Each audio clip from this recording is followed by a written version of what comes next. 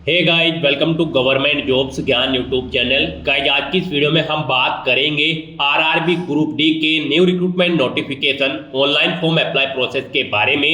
जी हाँ दोस्तों, railway recruitment board RRB ने ग्रुप डी के 32,438 खाली पदों को भरने के लिए नोटिफिकेशन रिलीज किया है।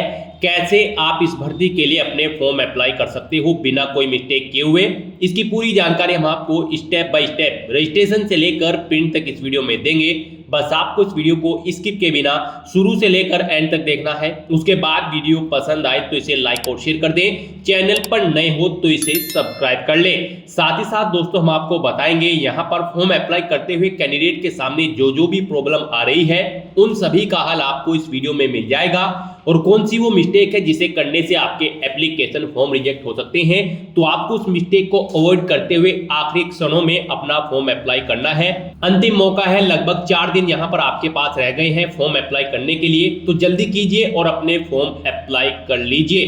तो बिना कोई वक्त गंवाए चलिए शुरू करते हैं। आपको इस वीडियो के डिस्क्रिप्शन बॉक्स में हमारी वेबसाइट IND-sarkari-naukri.in के इस पेज का लिंक मिल जाएगा। यहाँ पर आपको इस भर्ती के रिगार्डिंग सभी डिटेल्स प्रोवाइड कर दी गई है। रेलवे रिक्रूटमेंट बोर्ड आरआरबी ने ग्रुप डी के 32,438 खाली पदों को भरने के लिए नोटिफिकेशन रिलीज किया है। पोस्ट के नाम आप यहाँ से चेकआउट कर सकते हो, कौन सी पोस्ट के लिए कितनी वैकेंसीज है। यहाँ पर आप 22 फरवरी 2025 तक अप्लाई कर सकते हो। जी हाँ दोस्तों, 4 दिन का समय आपके पास रह गया है। जल्दी से आप अपने फॉर्म अप्लाई कर लीजिए। सुनहरा मौका है 10वीं पास कैंडिडेट के लिए, आप अपने फॉर्म अप्लाई कर लें। यहां पर 18 से 36 वर्ष की आयु सीमा वाले कैंडिडेट अप्लाई कर सकते हैं। ऑल इंडिया से ऑनलाइन अप्लाई आप कर सकते हो।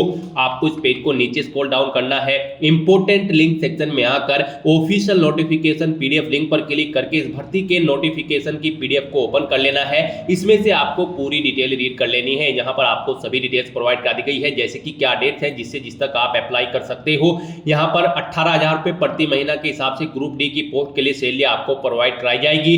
18 से 36 वर्ष की आयु सीमा वाले कैंडिडेट्स अप्लाई कर सकते हैं। 32,438 वैकेंसीज है। 10वीं पास ITI पास कैंडिडेट अप्लाई कर सकते हैं। तो इस नोटिफिकेशन में से आपको सभी डिटेल्स रीड आउट कर लेनी है। उसके बाद आपको अपना फॉर्म अप्लाई करना है। फॉर्म अप्लाई करने के लिए भी आपको हमारी वेबसाइट के इसी पेज पर ही अप्लाई ऑनलाइन का लिंक दिया गया है। जैसे ही आप इस लिंक पर क्लिक करेंगे तो आपके सामने यहाँ पर आरआरबी का ये ऑफिशियल पोर्टल ओपन हो जाएगा। गाइस, यहाँ पर आपको अप्लाई की स्टेप पर अपना कर्सर लाना है। आपने पहले से अगर अकाउंट क्रिएट कर रखा है या फिर आपने आरआरबी की किसी भर्ती के लिए पहले भी अप्लाई कर रखा है तो आपको ऑलरेडी हैव एन अकाउंट इस ऑप्शन पर क्लिक करना है। उसके बाद आपके सामने इस तरह से इंटरफेस ओपन होगा। यहाँ पर आपको अपना मोबाइल नंबर या ईमेल एड्रेस एंटर करनी है, अपना पासवर्ड आपको एंटर करना है। ये I am not a robot इस चेकबॉक्स को ओके करना है और फिर आपको लॉगिन की टैब पर क्लिक करके अपने डैशबोर्ड में लॉगिन कर लेना है और फिर वहां से आपको अपना फॉर्म अप्लाई करना है। और अगर आप इस भर्ती के लिए फर्स्ट टाइम अप्लाई करने जा रहे हो या फिर आरआरबी की किसी भी भर्ती के लिए फर्स्ट टाइम अप्लाई करने जा रहे हो तो आपको अप्लाई की स्टेप पर अपना कर्सर लाने के बाद क्रिएट एन अकाउंट इस ऑप्शन पर क्लिक करना है। उसके बाद आपके सामने यहाँ पर आपका रजिस्ट्रेशन का फॉर्म ओपन हो जाएगा। अब यहाँ पर आपको अपनी बेसिक डिटेल्स प्रोवाइड कराते हुए अपना रजिस्ट्रेशन कंप्लीट कर लेना है। सबसे पहले आपको अपनी नेशनलिटी सिलेक्ट कर लेनी है। उसके बाद यहाँ पर आपको अपना फुल नेम एंटर करना है अपनी 10वीं की मार्कशीट के अकॉर्डिंग। उसके बाद उसे आपको रिटाइप कर देना है। जो नाम आपने पहले एंटर किया है उसे ही यहाँ पर सेम रिटाइप कर देना है। फिर आपसे पूछा गया है कि क्या आपने कभी अपना नाम चेंज किया है।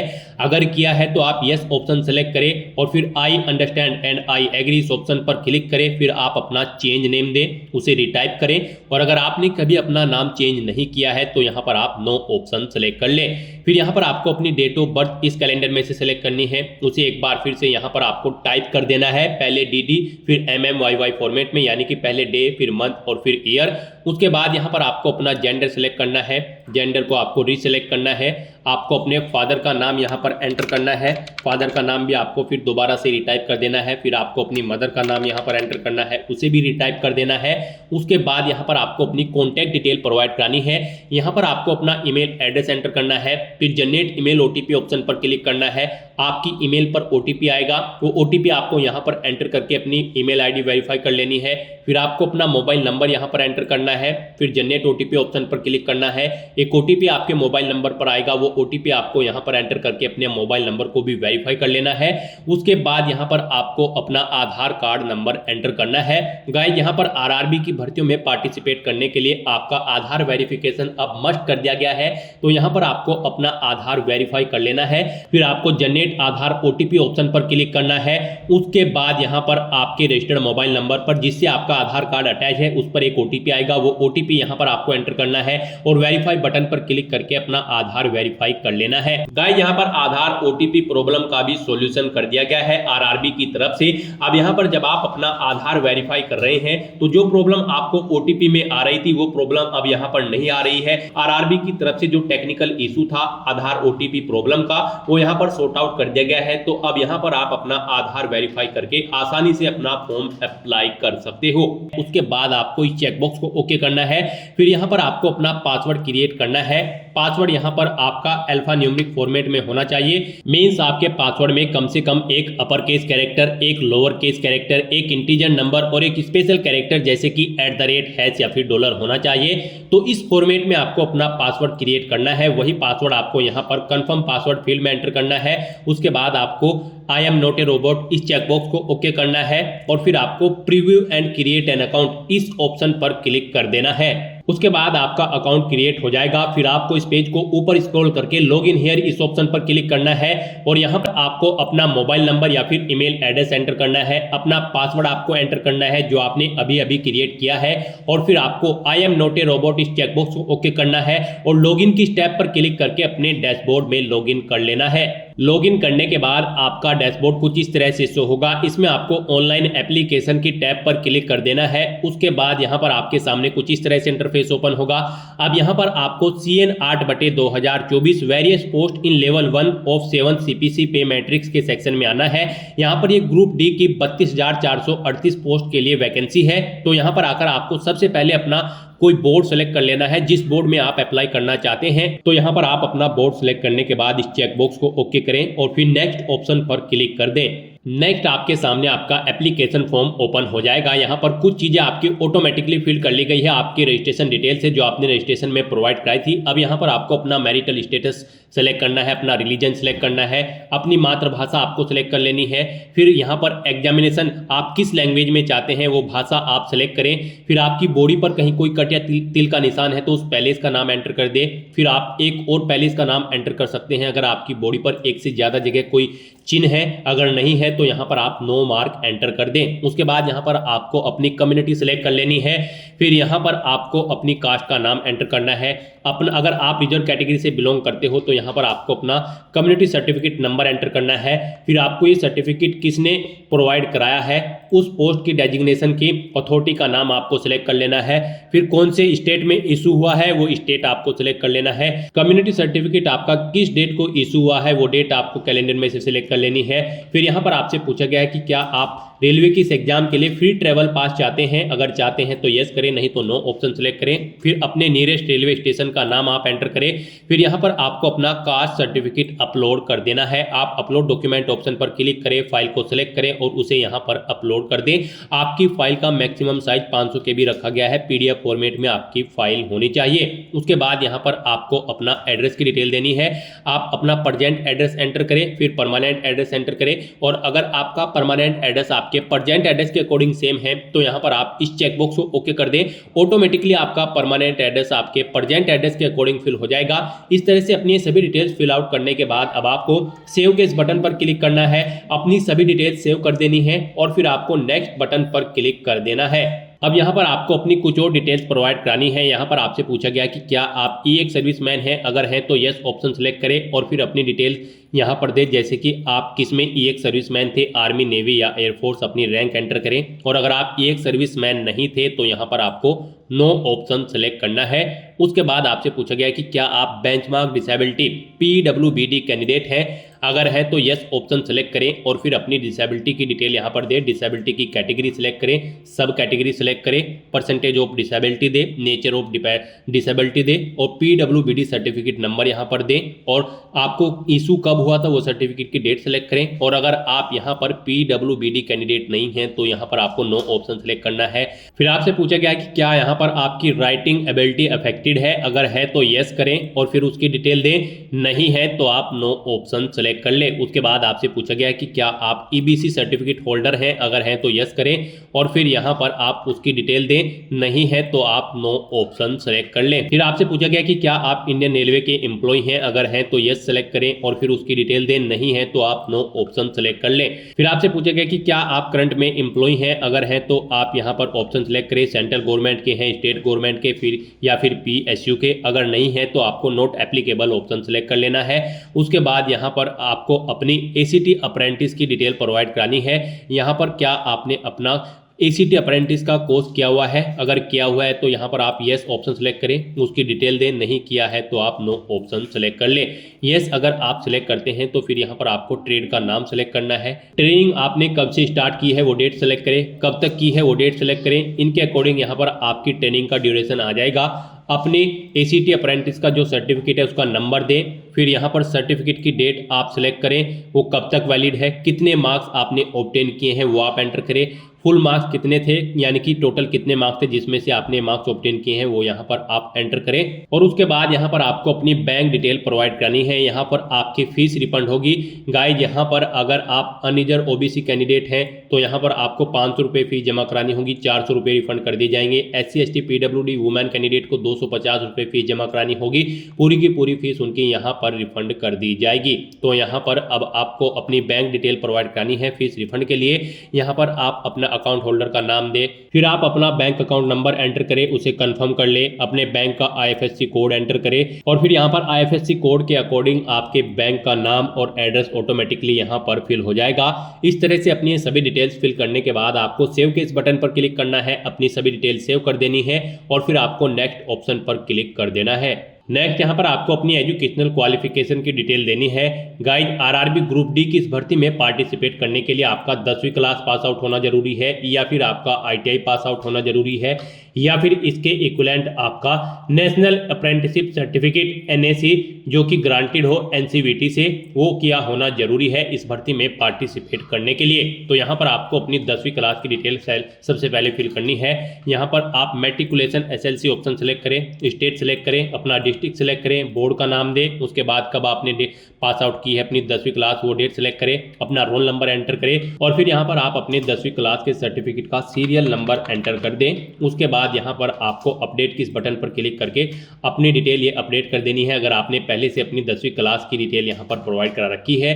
नहीं तो यहाँ पर आप क्वालिफिकेशन में सिलेक्ट करके मैट्रिकुलेशन /SSLC सेम यही डिटेल प्रोवाइड करा सकते हो। और अगर आपने ITI भी कर रखी है तो आप ITI ऑप्शन सेलेक्ट करें और फिर आप ऐसे ही यहाँ पर अपनी ITI की डिटेल प्रोवाइड करा सकते हो। सबसे पहले यहाँ पर आपको ट्रेड सेलेक्ट करनी है, स्टेट सेलेक्ट करना है अपना, उसके बाद यहाँ पर आपको अपना डिस्ट्रिक्ट सेलेक्ट करना है, फिर यहाँ पर आपको इंस्टीट्यूट का नाम देना है जिससे आपने अपनी ITI कंप्लीट की है, कब पास आउट की है वो डेट सेलेक्ट करें, सर्टिफिकेट इशू आपको NCVT से हुआ है या फिर SCVT से ऑप्शन सेलेक्ट करें, फिर आप अपने सर्टिफिकेट का टाइप सेलेक्ट करें। उसके बाद यहाँ पर ऐड के इस बटन पर क्लिक करें, अपनी ITI की डिटेल्स आप ऐड कर दें। इस तरह से आपकी ITI की डिटेल ऐड हो जाएगी। और अगर आपने यहाँ पर NAC सर्टिफिकेट अप्रेंटिसशिप सर्टिफिकेट किया हुआ है तो यहाँ पर आप NAC ऑप्शन सेलेक्ट करें, फिर यहाँ पर आप अपनी ट्रेड सेलेक्ट करें, स्टेट सेलेक्ट करें, फिर आप अपना डिस्ट्रिक्ट सेलेक्ट करें। डिस्ट्रिक्ट सेलेक्ट करने के बाद यहाँ पर आप इंस्टीट्यूट का नाम दें जिससे आपने ये सर्टिफिकेट किया है, कब किया है वो डेट सेलेक्ट करें।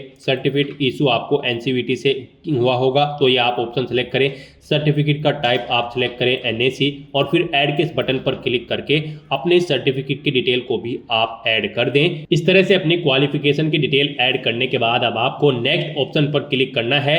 उसके बाद आपके सामने यहाँ पर कुछ इस तरह से इंटरफेस ओपन होगा। अब यहाँ पर आपको अपना फोटो और सिग्नेचर अपलोड करने हैं। गाइस यहाँ पर आपका फोटो 50 KB से 100 KB के बीच में होना चाहिए। यहाँ पर इसकी हाइट 320 पिक्सल और विड्थ 240 पिक्सल होनी चाहिए और सिग्नेचर भी आपके यहाँ पर 30 KB से 50 KB के बीच में होने चाहिए। इनकी हाइट 60 पिक्सल और विड्थ 140 पिक्सल होनी चाहिए। ये डॉक्यूमेंट आपके JPG या फिर JPEG फॉर्मेट में होने चाहिए। यहाँ पर अगर आपका फोटो और सिग्नेचर बड़े या छोटे हैं तो आप गूगल में जाकर इमेज रिसाइजर का कोई भी वेबसाइट ओपन करके उसमें अपने डॉक्यूमेंट यहाँ पर आप ओके कर सकते हो और फिर उन्हें यहाँ पर आप अपलोड कर सकते हो। अपलोड करने के लिए आपको यहाँ पर ब्राउज के इस बटन पर क्लिक करना है और फाइल को सिलेक्ट करना है और उसे यहाँ यहाँ पर आपको 1 बाय 1 करके अपना फोटो सिग्नेचर अपलोड कर देने हैं। गाइस इस सेक्शन में आपको दी गई गाइडलाइंस के अकॉर्डिंग अपने फोटो और सिग्नेचर अपलोड करने हैं, अदरवाइज यहाँ पर आपका एप्लीकेशन फॉर्म रिजेक्ट हो सकता है। जैसा कि हमने स्टार्टिंग में ही बताया था कि कौन सी वो कॉमन मिस्टेक है जिसे करने से आपके एप्लीकेशन फॉर्म रिजेक्ट हो सकते हैं, तो इसी सेक्शन की वो मिस्टेक है। इस सेक्शन में अगर आप मिस्टेक करोगे, दी गई गाइडलाइन के अकॉर्डिंग अगर आप अपने डॉक्यूमेंट अपलोड नहीं करोगे फोटो और सिग्नेचर, तो आपका एप्लीकेशन फॉर्म यहाँ पर रिजेक्ट हो सकता है। तो इस तरह से अपना फोटो सिग्नेचर यहाँ पर अपलोड करने के बाद आपको सेव के इस बटन पर क्लिक करना है, इन्हें सेव कर देना है और फिर आपको नेक्स्ट ऑप्शन पर क्लिक कर देना है। नेक्स्ट आपके सामने कुछ इस तरह से इंटरफेस ओपन होगा। यहाँ पर आप जिस पोस्ट के लिए एलिजिबल हैं आपको यहाँ पर वो शो कर दी गई है। मान लीजिए आप यहाँ पर किसी और पोस्ट के लिए अप्लाई करना चाहते हैं तो फिर आपको अपना आरआरबी चेंज करना होगा। स्टार्टिंग में ही यहाँ पर जिस आरआरबी को आपने सिलेक्ट किया है और आपकी एलिजिबिलिटी के अकॉर्डिंग यहाँ पर आपको पोस्ट शो कर दी गई है। आप इस पोस्ट पर एलिजिबल हैं अप्लाई करने के लिए। ये पोस्ट आपके आरआरबी और एलिजिबिलिटी के अकॉर्डिंग यहाँ पर शो होगी। अगर आप और पोस्ट के लिए अप्लाई करना चाहते हैं तो फिर आपको अपना आरआरबी चेंज करना है और अपनी क्वालिफिकेशन उसके अकॉर्डिंग देनी है, फिर आपको यहाँ पर वो पोस्ट भी शो कर दी जाएंगी। तो यहाँ पर अब आपको अपना पोस्ट सेलेक्ट कर लेनी है। यहाँ पर आप प्लस के इस बटन पर क्लिक करें और इसे इस सेकंड कॉलम में ऐड कर दें। यहाँ पर आप प्रेफरेंस भी सेट कर सकते हैं। अगर आप मल्टीपल पोस्ट यहाँ पर आपके सामने आती है तो आप उन्हें यहाँ पर जिस पोस्ट को पहले नंबर पर प्रेफरेंस देना चाहते हैं उसे पहले सिलेक्ट करें और यहाँ पर ऐड कर दें। जिसे सेकंड देना चाहते हैं उसे सेकंड नंबर पर सिलेक्ट करके इधर ऐड कर दें। तो इस तरह से आप यहाँ पर आप अपनी पोस्ट प्रेफरेंस दे सकते हैं। फिर आपको इस पेज को नीचे स्क्रॉल करना है, इस चेकबॉक्स को ओके करना है। फिर यहाँ पर आपको इस चेकबॉक्स को ओके करना है, अपना पैलेस यहाँ पर एंटर करना है और फिर आपको सेव के इस बटन पर क्लिक करके अपनी सभी डिटेल्स सेव कर देनी है और फिर आपको प्रीव्यू एप्लीकेशन इस ऑप्शन पर क्लिक कर देना है। नेक्स्ट आपको आपके एप्लीकेशन फॉर्म का पूरा प्रीव्यू शो कर दिया जाएगा। आपको सभी डिटेल्स केयरफुली चेकआउट करनी है, पेज को नीचे स्क्रॉल करना है। यहाँ पर आप अगर कोई मिस्टेक पाते हो तो आप एडिट बटन पर क्लिक करके अपने फॉर्म को एडिट कर ले, नहीं तो आपको चेकबॉक्स को ओके करना है और सबमिट बटन पर क्लिक कर देना है। फिर आपके सामने पॉपअप आएगा। यहाँ पर अगर आप अब एक बार फिर से सबमिट कर देंगे तो फिर आप यहाँ पर एडिट नहीं कर पाओगे अपने एप्लीकेशन फॉर्म में। इसका नोटिस आपको दे दिया गया है। यहाँ पर सभी चीजें ओके हैं तो आपको सबमिट बटन पर दोबारा से क्लिक कर देना है। यहाँ पर आपका एप्लीकेशन फॉर्म सक्सेसफुली सबमिट हो चुका है। अब यहाँ पर आपको अपना फीस पेमेंट करना है। फॉर्म आपका फीस पेमेंट के बाद ही कंसिडर किया जाएगा। तो यहाँ पर आपको 250 रुपए फीस के रूप में जमा कराने हैं। ये फीस का अमाउंट आपकी कैटेगरी के अकॉर्डिंग शो होगा। अगर आप अनरिजर्व ओबीसी कैंडिडेट है तो 500 रुपए शो होगा। SC ST PWD women candidate हैं तो आपको 250 रुपए फीस के रूप में यहाँ पर जमा कराने होंगे। तो यहाँ पर अब आपको पे विद SBI e-पे इस ऑप्शन पर क्लिक करना है। यहाँ पर इस चेकबॉक्स को ओके करना है, प्रोसीड बटन पर क्लिक कर देना है।